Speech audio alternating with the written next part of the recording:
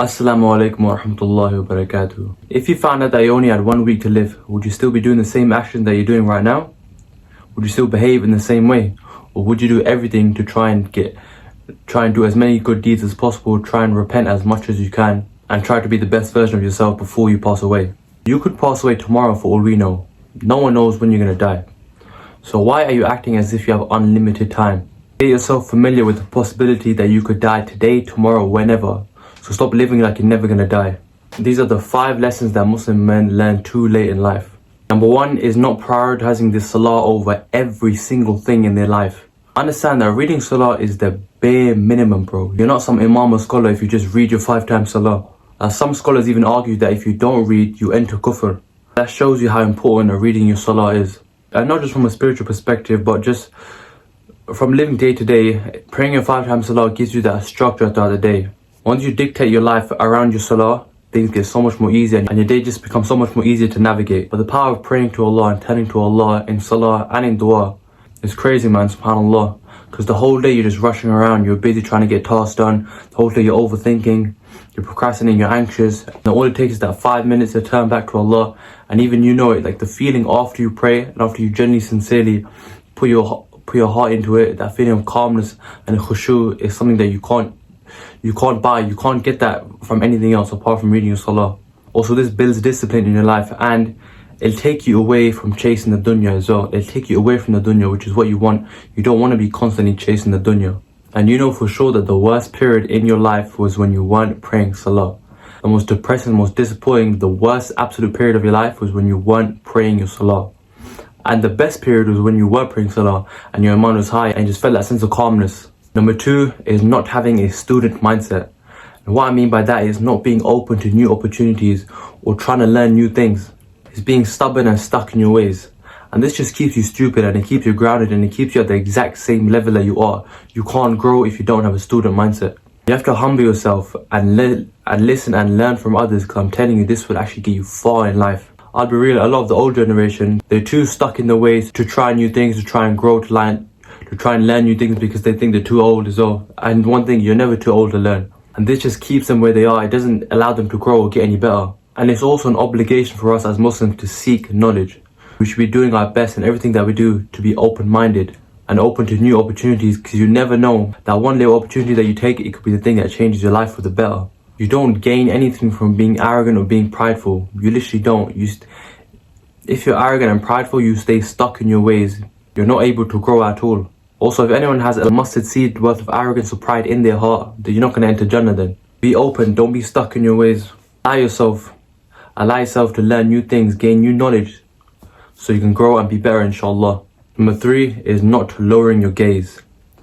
And in my opinion, I think zina is the thing that people most suffer with nowadays. Most young men, most young Muslim men especially, suffer with zina. This is honestly the worst thing for a man, because once you get entrenched in that, it's very, very hard to get out. All this does is distract you from your purpose as a Muslim, and it takes you away from Allah. Also, it'll infect your mind, it'll ruin your mind, your soul, everything about you. There's literally no benefit you can get from committing zina. But because, especially for us Muslims living in the West, it's such a normal thing. When you go to school, college, university, wherever, there's free mixing everywhere, and people, because of the English culture in general, it's so normal to do this kind of thing. For us Muslims, it's completely forbidden. And honestly, everything's haram for a reason, of course. It will genuinely destroy you. Also, this affects your rizq, this affects your income. If you're broke and you're committing zina, then stop committing zina. Number 4 is surrounding yourself with rubbish, with things that won't benefit you. That comes down to the content you consume and your friends around you. I talked about the content you consume in my last video, but I just want to reiterate, you are as good as the content you consume. If you consume rubbish, you're going to be rubbish. If you consume mindless, stupid entertainment, you're going to end up being mindless and stupid. That's just how it is. And bro, having the wrong friend circle, your friends dictate your life. Wherever your circle is, that's where you will be. If your circle are committing sins and just wasting their time, then you'll continue to do that as well. Your friends will either lead you to Jannah or Jahannam. We know about the hadith from Prophet Muhammad ﷺ who said that a man is upon the religion of his best friend. The content you consume and your friends shape your whole life. You have to be very careful about who you are letting program you. Everyone is subjected to programming, but that's not a bad thing. You can program yourself to be good, program yourself to be righteous. And obviously we know the quote that you are the sum of the 5 people that you hang around with. That's 100% true, man. Look, in my opinion, if you're trying to get on your deen more and you want to be righteous, you want to do good deeds, so you want to stay away from haram, but your friends are still doing that, I think you should cut them off. I think you should cut them off because it will affect you in some way. Cut them off and try and focus on deen first. Because remember, your religion always comes first over anything, over your mum, over your dad, over your friends, over anyone, bro. Number 5 is procrastinating. Why did I put procrastinating down? I think this is one of the worst things you could do. It is shaitan's biggest weapon that he uses against you. And procrastination is so common nowadays. Literally everyone has procrastinated at some point in their life.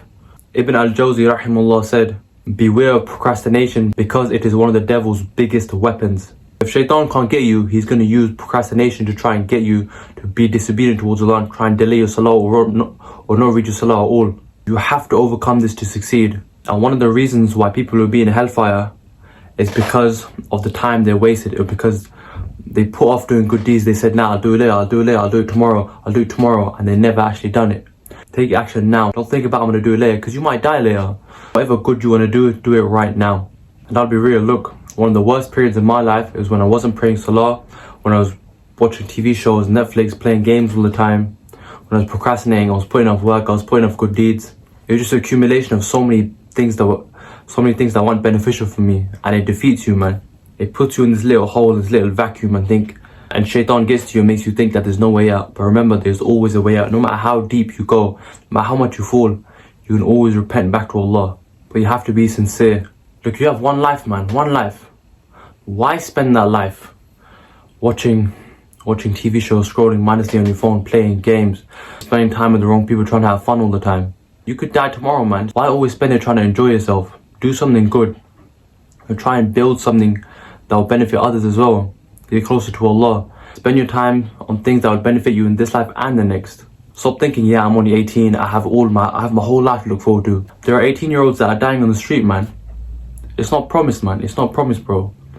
So try and make the most out of it, inshallah. And I want to leave you with a hadith from my Prophet Muhammad sallallahu alaihi wasallam, peace upon him, who said, take advantage of 5 before 5. Your health before your sickness, your wealth before your poverty, your free time before your busyness, and your life before your death.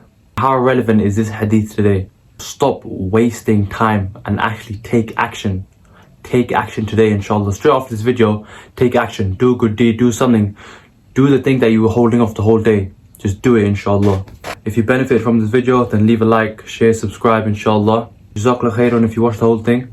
See you next time, inshallah. Assalamu alaikum wa rahmatullahi wa barakatuh.